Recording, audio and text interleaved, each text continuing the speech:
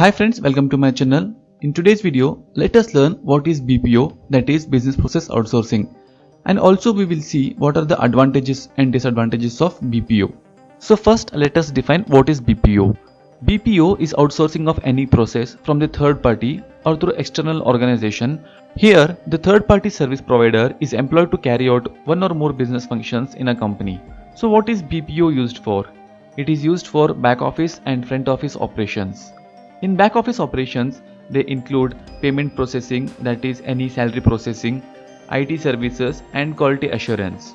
And in front office operations, BPO is used for marketing, sales, customer relations and grievance addressal.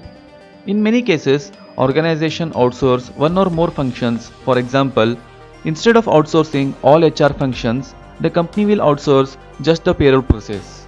So now that we have understood what is BPO, now let us briefly understand the types of BPO.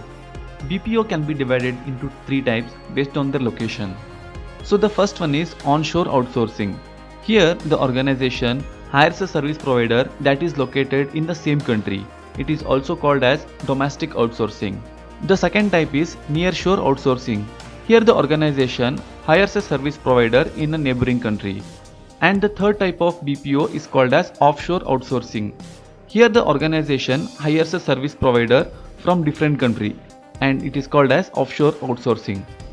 Friends, now let us understand benefits of BPO. The first benefit is lower cost involved. The main reason organization outsource is to reduce the cost. For example, instead of buying IT equipment and hiring more employees to do different tasks, they can outsource the task to the service provider and reduce the overhead cost. The second advantage or second benefit is higher efficiency can be achieved through BPO. BPO companies are experienced in different fields and they perform at the highest level. They also adapt best practices in the industry and they also have the latest technology.